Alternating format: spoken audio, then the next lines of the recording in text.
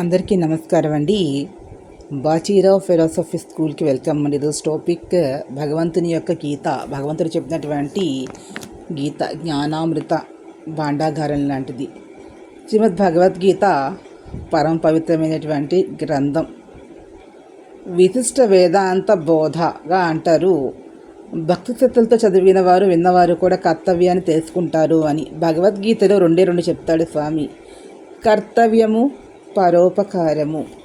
ఈ దేహం అనేది అశాశ్వతమైనటువంటిది. భగవంతుడు ఎక్కడో లేడు, నీలోనే ఉన్నాడు, అది తెలుసుకో అని చెప్తాడు కృష్ణ పరమాత్మ. ఏదో కర్మఫలం వల్ల అర్జునుడు ఈ లోకంలో జన్మించాడు. ఆయన కృష్ణునికి చాలా ఇష్టమైనటువంటి వాడు.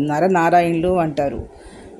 ఆ సాక్షాత్తు తన ఇష్టతకుడిన అర్జునుడికి చెప్తాడు, యుద్ధంలో తన కర్తవ్యాన్ని మరిచి వెళ్ళిపోదాం అనుకున్న సమయంలో నువ్వెందుకు వచ్చావు ఈ లోకంలో? గీతాచార్యుడు చెప్తున్నాడు, అశాశ్వతమైన విషయాల పట్ల వ్యామోహాన్ని కలిగి ఉండకుండా శాశ్వతమైనటువంటి ఆ దారి గురించి తెలుసుకో. అంటే నీ పని నువ్వు చెయ్యి, ప్రయత్నం మాత్రమే నువ్వు చెయ్యాలి, ఫలితాన్ని పరమాత్మ మీద వదిలిపెట్టు. అంటే నువ్వు ప్రయత్నం చేస్తే నువ్వు చేసే ప్రయత్నానికి ఎంతో కొంత ప్రతిఫలం లభిస్తుంది అని చెప్తాడు. ప్రయత్నమే చేయలేకపోతే ఎటువంటి ప్రతిఫలము కూడా రాదు.